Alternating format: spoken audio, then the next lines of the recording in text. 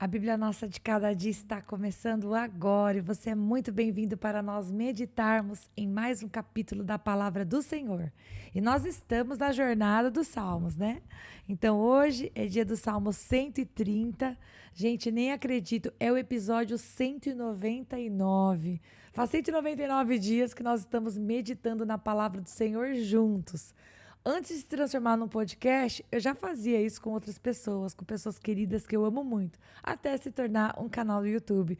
E eu estou assim, boquiaberta, porque quando eu fazia isso via WhatsApp, eu não me dava conta dos dias. E agora olhando, uau, episódio 199. E depois de amanhã nós vamos para o 200º episódio. Hein? Se você não aprender nada hoje, pelo menos você aprendeu a falar do 100º, que é 200 no número ordinal, né? Brincadeira. Bom, vamos começar? Salmo 130. E caso você esteja chegando no canal, é para isso que serve esse canal. Todos os dias, juntos, porque junto é mais gostoso, junto a gente medita, a gente pensa, aprende da palavra do Senhor. É maravilhoso e nós vamos juntos em mais um capítulo, em nome de Jesus.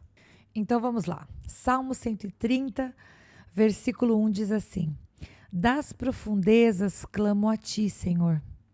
Ouve, Senhor, a minha voz. Estejam atentos os teus ouvidos às minhas súplicas. Se tu, soberano Senhor, registrasse os pecados, quem escaparia? Mas contigo está o perdão, para que sejas temido. Pausa aqui, vamos meditar até o versículo 4. Bem, o salmista ele começa falando em primeira pessoa. Ele vai dizer, eu clamo ao Senhor. E ele diz qual é a localidade dele. Ele está dizendo, das profundezas clamo a ti.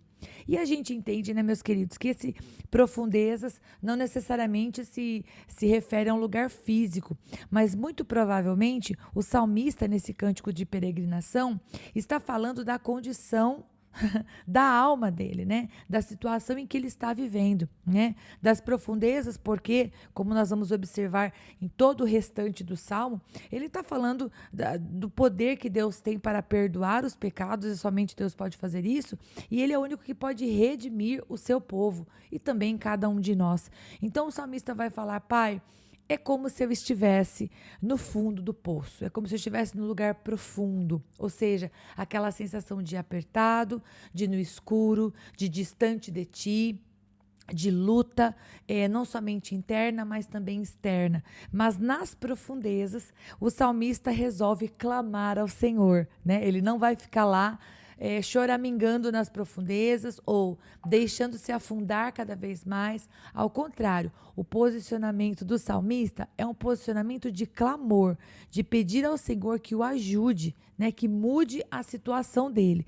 Então ele vai dizer assim, Senhor, eu vou clamar ao Senhor, porque eu estou nas profundezas, e ele pede, ouve a minha voz. Ele pede ao Senhor que os ouvidos do Senhor atendam às súplicas, às orações que ele está fazendo. E quando eu vi esse pedido do salmista, eu me lembrei de Salmo 94, verso 9. Né? Esse versículo diz assim, o que fez o ouvido, acaso não ouvirá? E o que formou os olhos, será que não enxergará? Ou seja, esse versículo quer dizer, em forma de perguntas, ele nos faz pensar. O que ele nos faz pensar? Óbvio que aquele que fez os ouvidos ouve, e aquele que fez os olhos enxerga. Por isso, esse versículo de Salmo 94, 9, dá para a gente a esperança que o salmista estava precisando. E qual era essa esperança? Deus escuta o clamor. Não importa o tamanho da profundeza, seja emocional, espiritual ou até mesmo física, uma pessoa, se ela realmente estivesse dentro de um poço ou numa profundeza, na profundidade, debaixo do mar, né, não sei, não importa a profundidade ou a sensação de longe de Deus, né, que o salmista poderia estar sentindo, Deus com certeza iria estar atento com os seus ouvidos à sua súplica, como está no versículo 2. E no versículo 3, ele faz uma pergunta para o Senhor, né? Pai, se o Senhor fosse registrar todos os pecados, quem é que poderia escapar? Queridos, a resposta para isso é ninguém, né?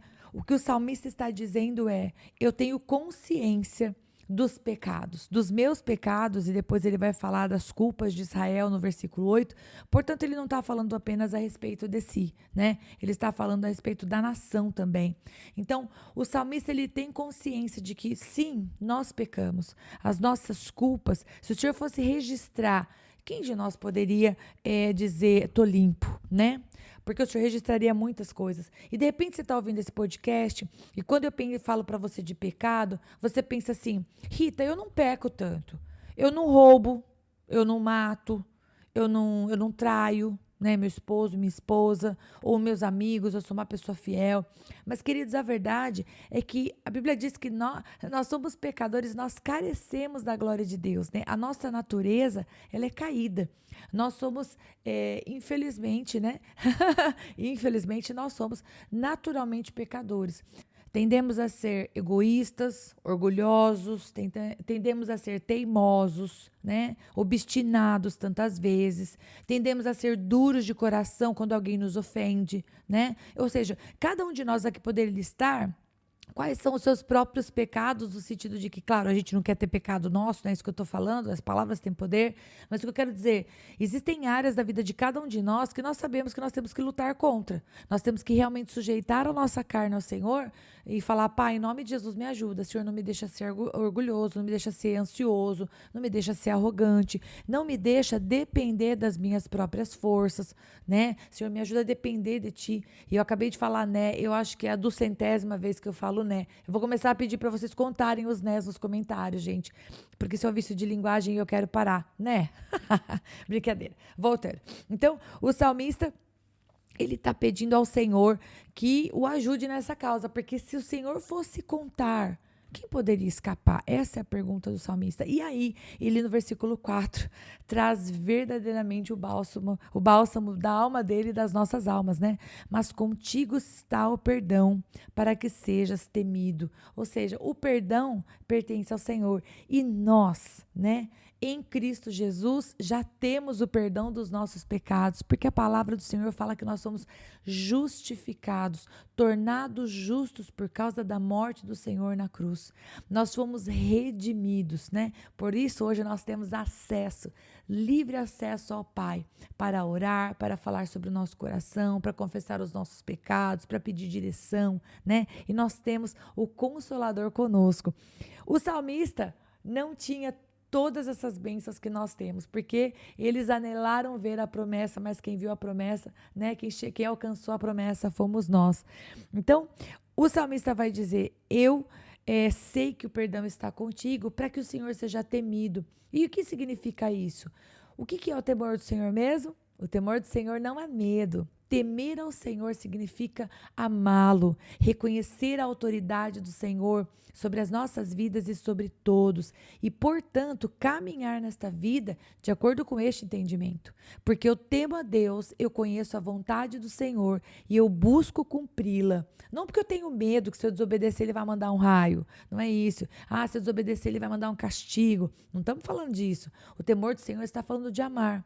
Eu amo tanto a Deus, eu reconheço o sacrifício que ele fez ao enviar Jesus Cristo para morrer por mim na cruz. Portanto, eu busco todos os dias conhecer o Senhor, fazer as coisas à moda de Deus e ser usada por ele, né? Não tem coisa mais legal, falei, né, de novo. Não tem coisa mais legal do que ser usado pelo Senhor. Estar na presença de Deus, ler a sua palavra e compreender, orar e receber uma resposta, né? Esse é o alimento da nossa vida. Pelo menos é da minha, espero que seja da sua também. E agora, no versículo 5 e no versículo 6 da Nova Versão Internacional, os dois versículos começam com a palavra espero. Então, vamos ver qual é a esperança do salmista. Preste atenção, versículo 5. Espero no Senhor com todo o meu ser, e na sua palavra ponho a minha esperança. Espero pelo Senhor mais do que as sentinelas pela manhã. Sim, mais do que as sentinelas esperam pela manhã. Pausa aqui. Versículo 5, quando ele diz que espera no Senhor com todo o seu ser, você conhece o Novo Testamento. O salmista não tinha o Novo Testamento. Lá você deve conhecer esse texto, 1 Tessalonicenses 5:23 diz que nós somos corpo, alma e espírito. Então, quando o salmista está dizendo, eu espero no Senhor com todo o meu ser, embora ele não conhecesse o versículo de 1 Tessalonicenses, o que ele está dizendo é que ele sujeitava o seu corpo, o seu entendimento, os seus sentimentos no Senhor. E ele colocava no Senhor a sua esperança, assim como colocava na palavra do Senhor a sua fé. Vamos falar dessa maneira.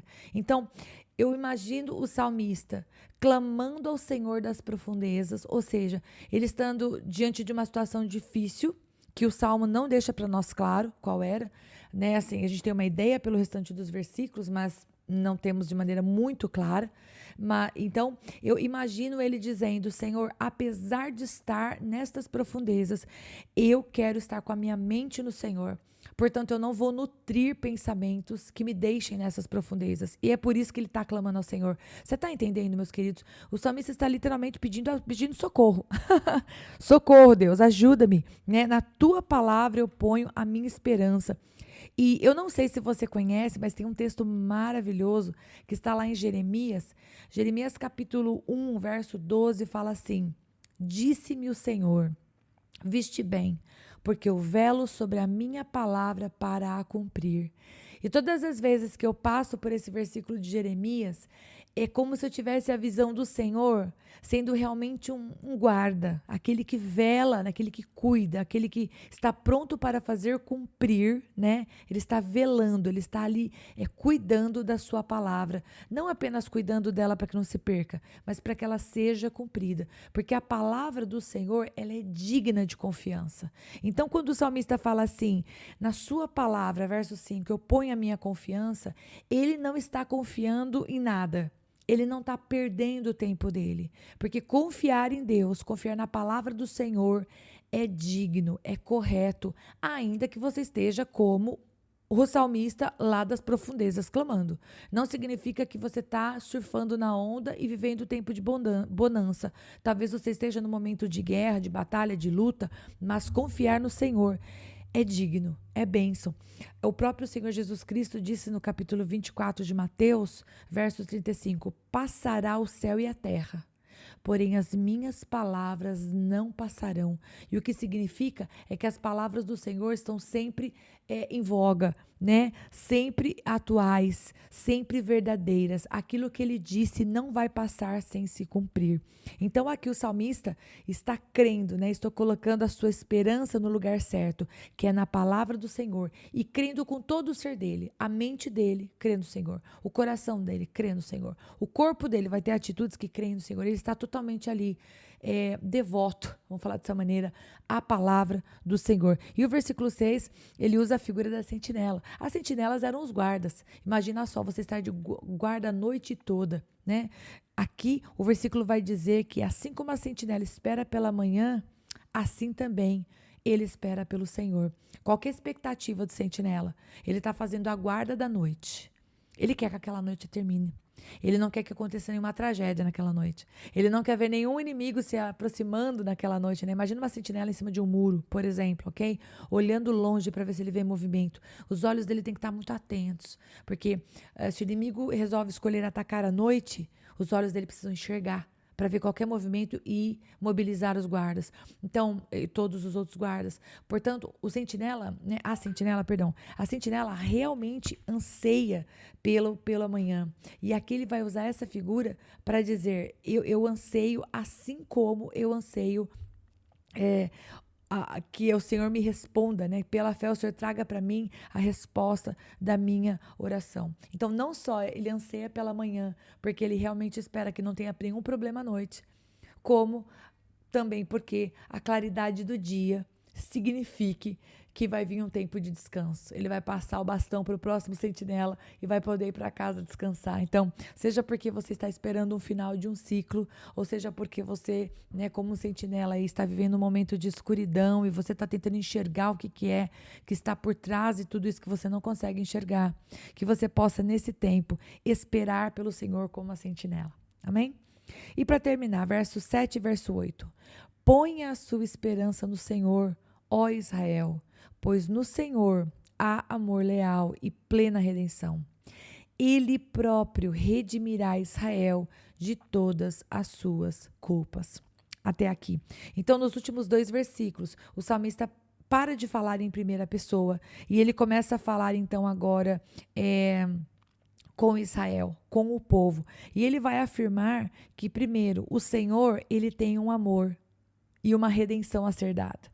O seu amor tem uma característica, ele é fiel, ele é leal. O amor do Senhor não falha. E a redenção também tem uma característica, é plena. O Senhor nos redimiu e o Senhor poderia redimir Israel. Redimir do quê? Das suas culpas. Então, o salmista finaliza trazendo para nós a ideia de que as culpas de Israel necessitavam de redenção.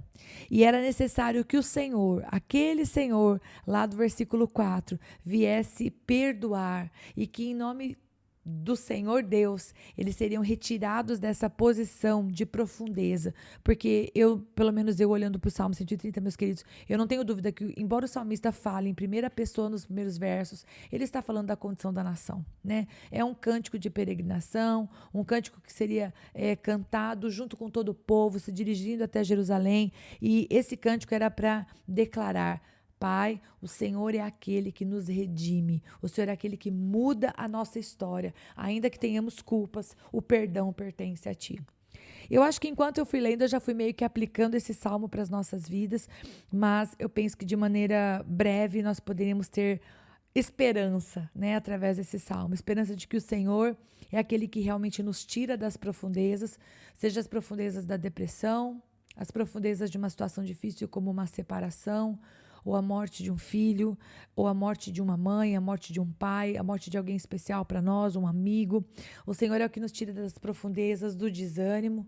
O Senhor é aquele que nos tira das profundezas do descaso, né? Se por algum motivo estamos sendo desprezados e a nossa vontade é simplesmente desistir, o Senhor, Ele nos tira dessas profundezas. Ele escuta a nossa oração. Ele perdoa os nossos pecados e nós podemos, como salmista, continuar colocando a nossa esperança no Senhor. Não coloque a tua esperança em falsos deuses.